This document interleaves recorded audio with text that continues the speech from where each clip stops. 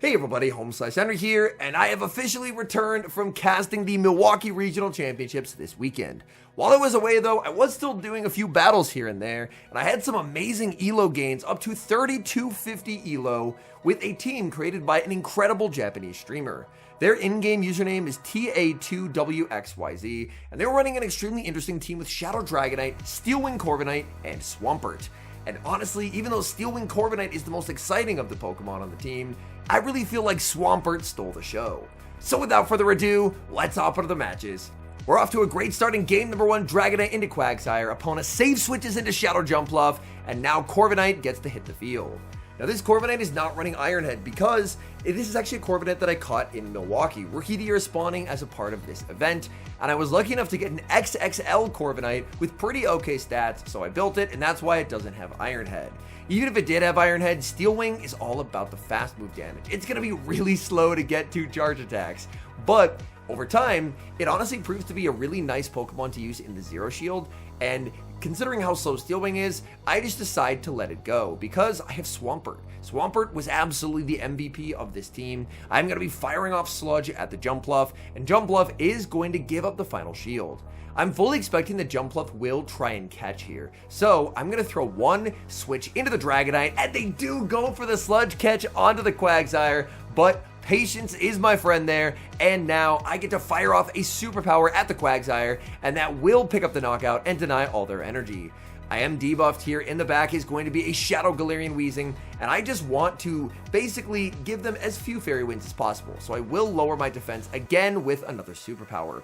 They do exit with a ton of energy, but even if it's a play rough, I should hang on here, so I will let it go. It's an overheat. That does do some pretty significant damage, but with my shield intact on the Swampert, there's no way for my opponent to win, as Jumpluff just can't get the 2 moves, and they will resign the match.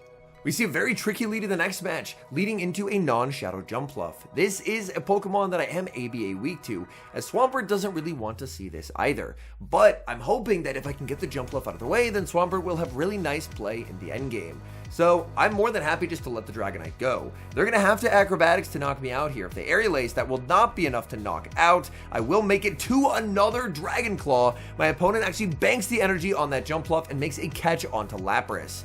Lapras is now going to be answered with the Corviknight. Corviknight, the Steel Wing's adding up quite a bit, but I will need to fire off a Sky Attack if I want to remove Lapras from the field of play. Sparkling Aria is going to connect. I am going to overfarm ever so slightly, and Sky Attack will very comfortably pick up the knockout. Lapras is going to no-shield. Sky Attack is going to get the KO. In the back is Unova Stunfisk. And Unova Stunfisk, they don't ever have a reason to shield here, because who runs Payback? But I am running Payback. Payback's gonna land, switch timer's up, and Swampert hits the field. They still have the Jumpluff, but I have a healthy energy head start on this Swampert. I'm gonna be shielding up the Aerial Ace, and now I can't really ever Mud Shot down, but I will be able to apply quite a bit of pressure. They full send the Acrobatics, I double shield, knowing that I can potentially stall out the clock and snipe them down with some fast move pressure. After one more Hydro Cannon, the clock will be up. Either move will knock out here, so it doesn't matter what I throw. Clock's up, in comes Corviknight, and we get the Steel Wing farm down. Back in comes the Stunfisk. Stunfisk forced to throw energy here. They could not get a farm down. Discharge will pick up the knockout, but Swampert is just much too healthy. So I get to bring back in the Swampert. They can go for the Mud Bomb, but Stunfisk just doesn't do any damage. A second Mud Bomb is not going to knock out here, so Swampert in prime position here. We tank the Mud Bomb, get to the Hydro Cannon, and despite a Core Breaker lead, we're able to fight back and secure the win. Hopping into the next match, Shadow Dragonite into Medicham. Most Medicham, if you see it at all, will be on Psycho Cut. There is a team that features Psycho Cut Medicham with Ice Punch, Dynamic Punch, Furret, and Carbink that made it to number 2 in the world recently, so that team might see a little bit more popularity. And if that's the case, then I should be in a pretty okay spot. I'm going to have to go down 2 shields to the Medicham, but I should be in a really nice position because the Carbink doesn't really have anywhere to go against my backline. So Dragonite is going to get a nice farm down. Is it going to be the team? It is the team. I send in the Corviknight. Out comes Furret, and Furret is completely walled in this matchup. Furret should always go for the Trailblaze first here, and that's exactly what my opponent's going to do. They are going to go for the Trailblaze. Trailblaze, it's double resisted, but you get way more damage by Trailblazing because you're boosting up your Sucker Punches. I will fire off the Sky Attack, for it is going to commit the shield, and here, for it is going to be firing off another Charge Attack, hoping Boosted Swift will knock out, but the XXL Corviknight just too bulky. We withstand the damage, fire off the Sky Attack, pick up the knockout, Carving is answered with a Swampert, and the opponent is going to resign the match. Shadow Dragonite against Annihilate. This matchup can be a little bit scary because when these counters get boosted, they definitely do not look resisted. Here my opponent waits a turn and makes a beautiful catch onto Jumpluff. It is a regular Jumpluff. I'm going to look to rebank energy on the Dragonite, and now I can just send in Corviknight. And Corviknight, I'm basically just utilizing on this team primarily for its defensive typing, which is I think the only way that you really can use Corviknight, is try and farm up energy on one of your other mons when they save search something, and then utilize Corviknight's incredible defensive typing, because Corviknight's moves are just really not the greatest. Here my opponent is going to switch into Annihilate. I was just going to try for the full farm down there, even if it meant going over 100, because I know that I want this energy for the Annihilate if they bring it back in. Annihilate's Rage Fist does not knock out. Sky Attack is going to be shielded. Corviknight makes it to another Sky Attack, and this Annihilate now is the double shield or just lose the Annihilate. They're going to let it go. They will get KO'd. They still do have the Jumpluff. What is that final Pokemon? It's Bastiodon. I send in Swampert, and I'm just going to farm up to 100 before I throw, because I know at some point they have to switch in the Jumpluff. And now I'm almost at 2 moves on the Swampert. Swampert at this point is completely unbeatable, and my opponent will resign the match. Tough opponent in the next match, Shadow Dragonite into Malamar. Malamar, this is a very neutral matchup across the board. Malamar will always be able to force a shield advantage out of Dragonite, since Malamar does have the better pacing. So Foul Play is going to be shielded. I'm going to look to overfarm quite a bit, and then fire off the Dragon Claw. These matchups, where it can be decided by living on just a fraction of health, can be a little bit scary because I was playing on hotel Wi-Fi, or I believe for this match it was actually airport Wi-Fi, but Shadow Dragonite does actually get the farm down, which is very nice. In comes Fortress. I clicked Superpower because I was so low, and I actually deny their fast move, which is a bug, so I'm just going to let myself get KO'd there. They farm me down, and now I send in Swampert. They send in Golisopod, and I make a game-losing misplay. What I had to do there was throw the Sludge, because my opponent still doesn't know what my third Pokemon is. If I throw the Sludge and they shield, then I have a chance to win this game. But by banking the move and switching, it's a guaranteed lose con. I have no way of beating the Golisopod. My only hope for winning this game is if Golisopod, not knowing the third Pokemon, decides to protect health and shield up that Sludge.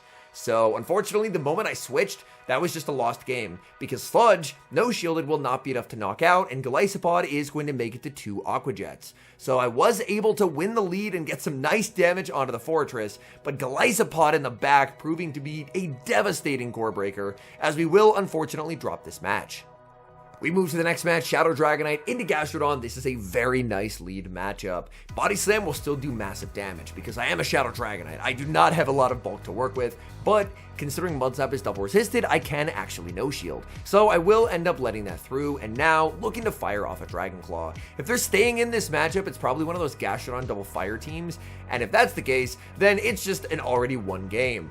And there's the Typhlosion, so yeah, it is looking like one of those Gastrodon double incinerate teams, and those teams just get completely folded by Dragonite. Dragonite taking out 1.5 Pokemon by itself, and now we have Swampert, and this opponent, they better hope they don't have a Talonflame in back, because if they have a Talonflame in back, this is not going to go well for them. I'm just going to go for a full farm down, because Swampert energy is so good right now. Swampert is just unbelievable. In the back, there's the Talonflame, and this game is just so over. Surely the Talonflame can get to a move before I get to 3 Hydro Cannons, right? Wrong. We are at such an energy advantage that before they even get a move, we're getting to 3. This one, honestly, they're so low that we really didn't even need to throw the Hydro Cannon here, but Talonflame doesn't get a move. In comes Typhlosion, and they don't even get to see the Corviknight. Shadow Dragonite versus Shadow Drapion. This matchup, even though I do have 2 better responses in the back technically, I would rather stay in with the Dragonite and just try and play for alignment, because I found alignment can be very, very powerful. They're going to go for the crunch. They save switch. Oh, that's not a Lapras. That's a Dugong. I saw the typing and I was expecting a Lapras. Save switching a Dugong to me is extremely risky in this meta, because if you end up on a Lapras, you're just always going to lose, because Lapras is so dominant in that matchup.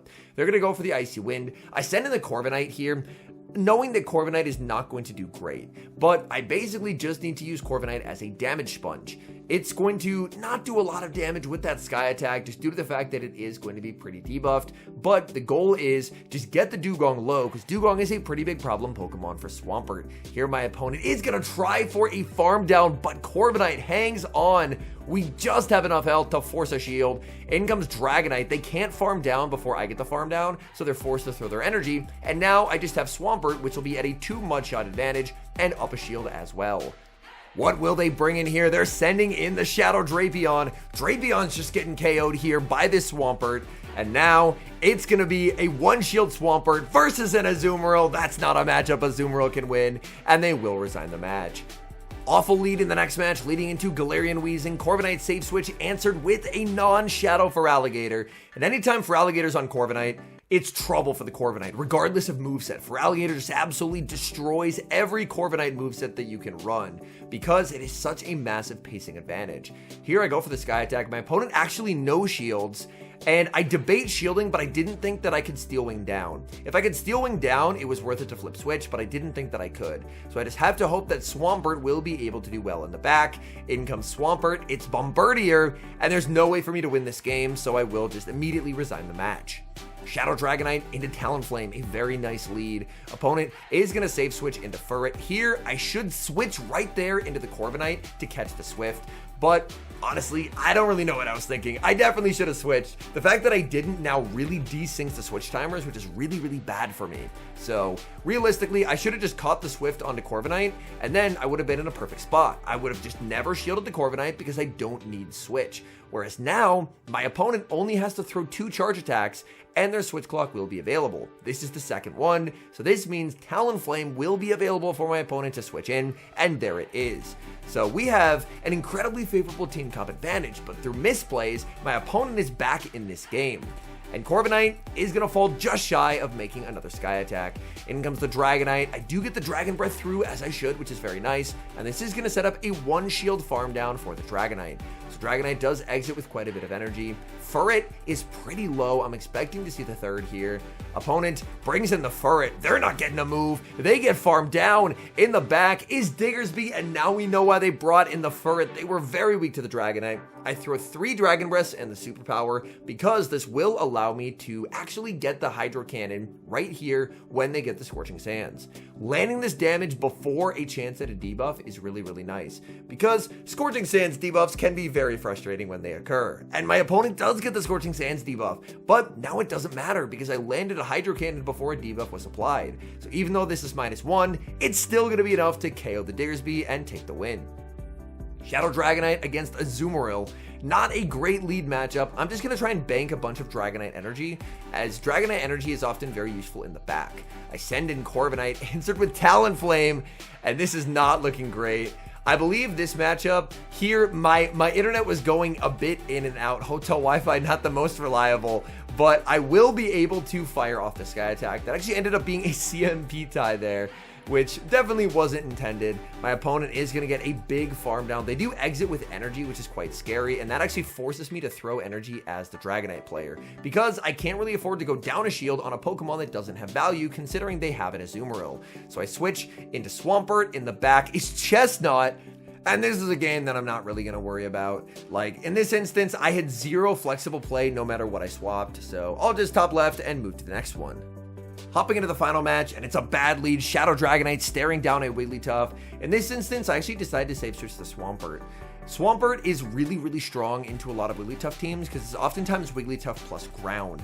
And Corviknight also very good there, so I'm actually going to try and get shields down with the Swampert and then sweep with Corviknight later. They throw an alignment. I'm very happy to commit the shield here. Opponent is now going to send out Claydol, and I'm not quite sure. I think that wasn't Hotel Wi-Fi bad. I think that was just operator error. It was pretty late, and I was pretty tired. I mistimed the charge attack. The 3 months left does go through, but luckily it does not prevent me from getting a second Hydro Cannon. And here I make an aggressive play that honestly I don't think is a very good one. As a battler, I tend to favor an aggressive playstyle. I hate conceding farm downs and giving them free energy, but in this instance, it would have been the better play to go for, because I could have played it out very similarly with the Corviknight, but I wouldn't be switch locked right now. I would have just let the Swampert go. So when they bring in a Marowak, then I could just switch into the Dragonite, and suddenly my energy would actually have value. The Sky Attack is going to land, double debuff, that does nothing. Opponent throws on alignment here, Opponent not too on point with the timing, switching into the Dragonite. Back in comes Wigglytuff, but guess what? I've done enough damage. That superpower is actually going to be enough here. It's neutral damage. It knocks out the Wigglytuff. In comes the Marowak. I'm one off of the payback on the Corviknight, and I know payback does do slightly more damage than a Sky Attack, so I will fire off the payback even despite the many misplays. Corviknight clutches the game, and we're able to take the win. I did have very nice results with this team overall. I believe I had all positive sets, either 4-1s or 3-2s from the low 3100s to 3250, where I currently am at the time of recording. I think that the team composition, it is structured very soundly. The idea is Shadow Dragonite is very good at winning a lot of leads, being able to kind of brute force your way through a lot of matchups, and then you have a core that's been dominant for many seasons in the past, and that is Water Ground and Steel Flying. They cover each other's weaknesses very nicely. Now, it's not always going to be a perfect core, like there's going to be Pokemon that can core break it, but I do think overall the team structure is very sound. I think if I tried it again in the future, I might try the more standard Corviknight moveset, because there were some games where the Steel Wing Fast Move Pressure helped out, but in the losses, it really felt that that lack of pacing was really exploited. Like if you have something like a Feraligatr switch in, Feraligatr is getting to like 2 Hydro Cannons before you even get to a move. Like the speed difference is incredible. So if I try the team again, and I think I will, I'll probably use my other Corviknight that's running Sand Attack, Iron Head, and Sky Attack, just to see how that Corviknight moveset can work, because I think the team structure is a very, very solid one. And Swampert is just unbelievable. Swampert really felt like the MVP of this team. Dragonite did a lot of work at doing a very nice job of being able to set up switch advantage, but even in a lot of bad lead matchups where Dragonite was in a tough spot, I was really relying on Swampert to sweep. And Swampert's coverage just feels really, really nice in this meta across the board. Even if it does get stuck against a Jumpluff, having Sludge, really consistent pacing in Sludge, I believe being able to 2-shot Shadow Jumpluff just put Swampert in a really nice position in the Open Great League meta across the board. Anyways, thank you guys so much for watching. If you enjoy watching content like this, please do consider leaving a like on the video and subscribing to the channel if you haven't. And a special thank you as always to our channel members here on YouTube. The support you guys provide is genuinely so appreciated. So thank you guys oh so very much. And until next time, I've been HomeSliceHenry.